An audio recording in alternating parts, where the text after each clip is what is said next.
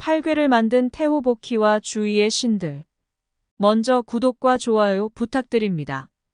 중국의 고대 신화에는 삼왕오제가 등장한다. 이들 8임금은 중국 문명의 시초를 열었다고 하는데 반은 신화이고 반은 역사적인 인물들이다. 삼왕이 누구냐는 여러 의견이 있지만 대체적으로 첫째는 점치는 법을 가르쳐준 태호복희, 둘째는 불을 관장하고 농사와 약초를 가르쳐준 신농염제, 셋째는 집 짓는 법, 옷 짜는 법, 수레를 발명했다고 하는 황제 헌원을 가리킨다. 중국에서 삼왕의 신화가 발생할 때만 해도 오늘날 같이 큰 지역이 아니라 작은 지역이었고 각 지역별로 신들이 존재하고 있었다. 염제와 전쟁을 벌인 황제가 중앙지방을 다스렸던 반면에 태호복희는 동방을 다스린 신이었다.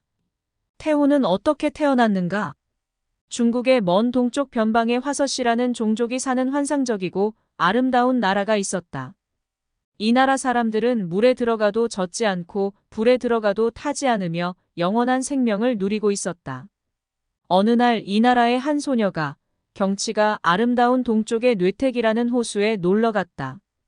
그녀는 그곳 호숫가에 찍혀있는 거인의 발자국을 발견하였다.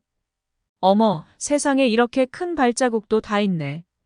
어디네 발하고 한번 견져볼까? 소녀는 호기심에 자신의 작은 발을 큰 발자국에 살짝 디뎌보았다. 순간 그녀는 마치 감전이라도 된 듯이 온몸에 무언가 기이하고 짜릿한 느낌이 전해지는 걸 느꼈다. 이후 그녀는 임신을 하였고 마침내 태호복희를 낳았다. 그렇다면 태호의 아버지인 뇌택의 거인은 누구일까? 그는 다름 아닌 뇌신이었다. 뇌신은 용의 몸에 사람의 머리를 하고 있었는데 그런 혈통 때문인지 태호는 생김새가 용의 몸 혹은 뱀의 몸에 사람의 머리를 지니고 있었다고 한다.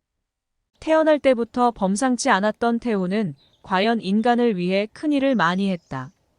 우선 태호는 끈으로 그물을 짜서 고기 잡는 법을 사람들에게 가르쳤고 그를 보좌하는 신인 구망도 새그물을 만들어 새 잡는 법을 가르쳤다. 이 점에서 태호는 농업을 발명한 염제 신농에 비해 조금 일찍 등장한 수렵 시대의 큰 신일 것으로 생각된다. 태호의 가장 큰 문화적인 업적은 팔괘를 만들어낸 것이다. 주역 계사전에 따르면 태호는 위로 하늘의 천체를, 아래로는 땅의 지형을 살피고 사물의 빼어난 모습을 고려하여 팔괘를 만들었는데 이것으로 신들의 원리와 통하고 만물의 이치를 설명할 수 있었다고 한다. 팔괘는 잘 알려져 있듯이 음과 양의 두 가지 기운을 표시하는 작대기 부호로 하늘, 땅, 물, 불, 산, 우레, 바람, 늪의 8가지 자연현상을 각기 다르게 표현한 것이다. 결국 팔괘는 우주 만물의 모든 현상을 상징하는 부호이다. 고대 중국인들은 팔괘가 배합되어 나타난 점괘를 읽으면 인간의 기륭화복을 모두 알 수 있다고 생각했다. 태호의 자손은 주로 서남쪽의 파족이라는 종족이 되었다. 파국의 시조 ንም군이 태호의 후예이기 때문이다. ንም군은 무상이라고도 불리는 영웅적 인물인데 일찍이 파국의 여러 시족이 모여 지도자를 뽑는 시험을 모두 통과하고 왕이 되었다.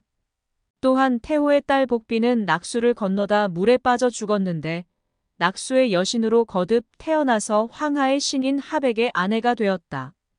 태호가 중국의 동쪽 먼 나라 출신이고 동방을 주관하는 신이라는 내용은 그가 고대 한국과도 관련 있는 신이 아니었을까 하는 생각을 갖게 한다. 그러나 산해경과 같은 오래된 문헌에는 태호보다 오히려 염제와 우리 민족 사이의 관련성을 시사하는 대목이 많다. 태호가 동방을 다스렸다면 서방은 소호가 다스렸다. 소호의 탄생 신화는 아주 문학적이다. 그 이야기는 사세기경 왕가라는 도인이 지은 소설집 스뮤기에 실려 있다. 소호의 어머니는 황하라고 불렸다. 그녀는 동쪽 어느 나라의 아름다운 궁궐에 살던 왕녀였는데 밤에는 길쌈을 하고 낮에는 강에서 배를 띄우고 놀았다. 처음에 그녀는 배를 타고 강에서 놀았으나 나중에는 호기심에 먼 서쪽 바다까지 나아갔다. 그랬더니 서쪽 바닷가에는 높이가 1000길이나 되는 거대한 뽕나무가 한 그루 자라고 있는 것이 아닌가. 궁상이라고 부르는 이 뽕나무는 보기에도 신비롭게 붉은 이파리에 보랏빛의 열매를 맺었다. 그 열매는 1만 년에 한 번 열리는데 그것을 먹으면 하늘과 땅보다도 더 오래 살 수 있었다. 황하는 이 신비한 뽕나무에 매료되어 자주 배를 타고 놀러왔다. 그러던 어느 날 황하는 그곳에서 아주 잘생긴 젊은이를 만났다.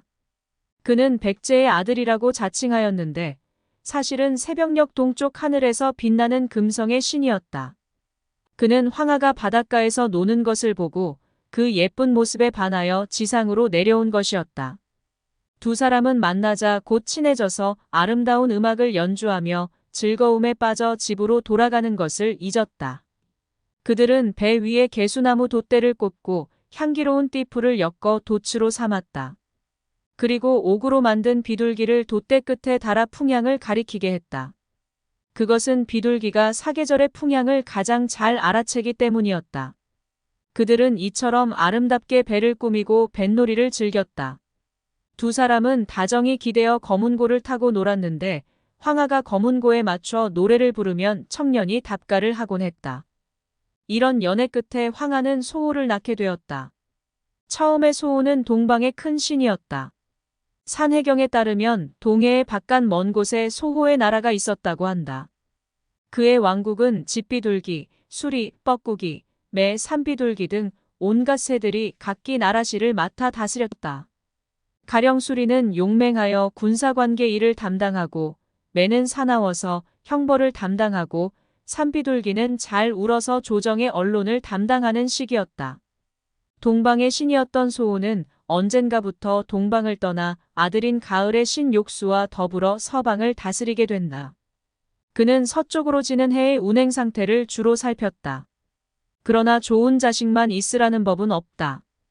군기라는 아들은 호랑이의 모습에 겨드랑이에 날개가 달렸는데 착한 사람의 코를 베어먹고 나쁜 사람에게 짐승을 잡아다 바치는 괴팍한 행동으로 사람들을 놀라게 하였다.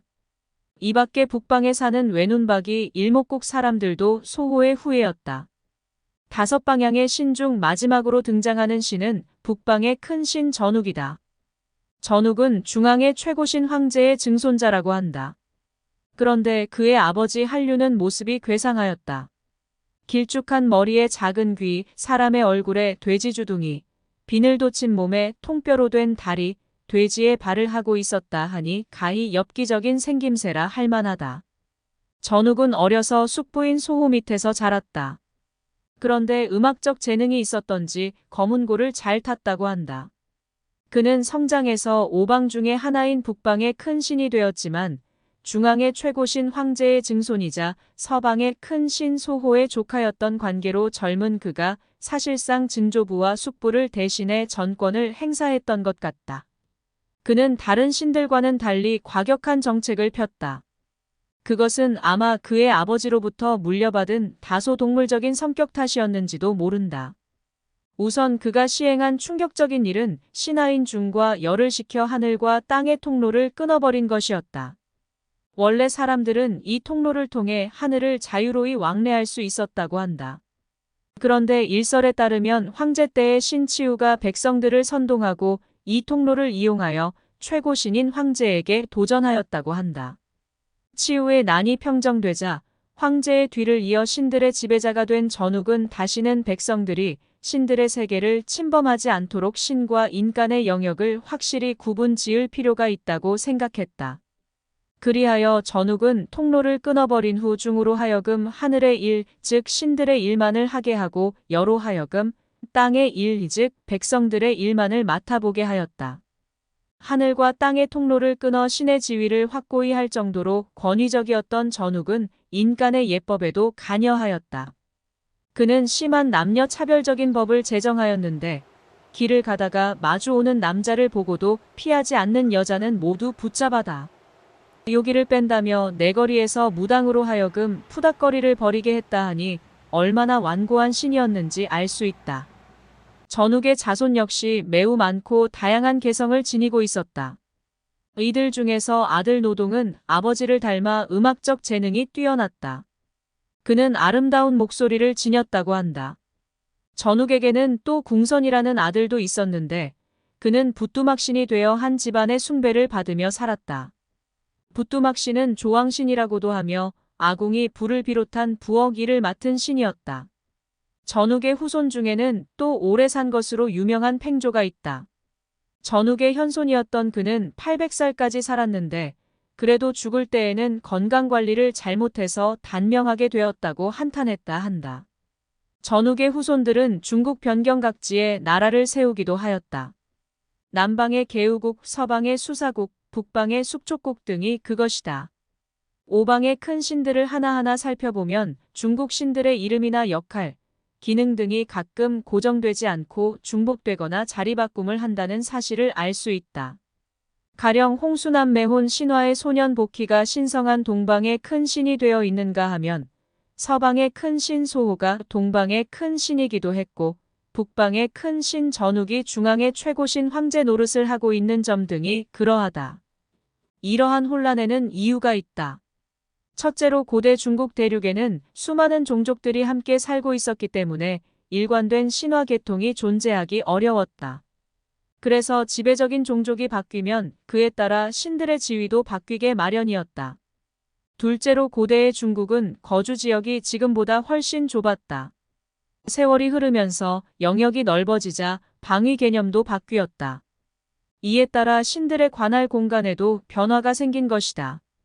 또 한 가지 흥미로운 사실은 오방신 중 태호 복희, 염제신농, 소호 등 다수가 원래 동방 출신이며 황제, 전욱 등 서방 출신의 신들에 비해 기원이 더 오래된 것으로 이야기되고 있다는 점이다.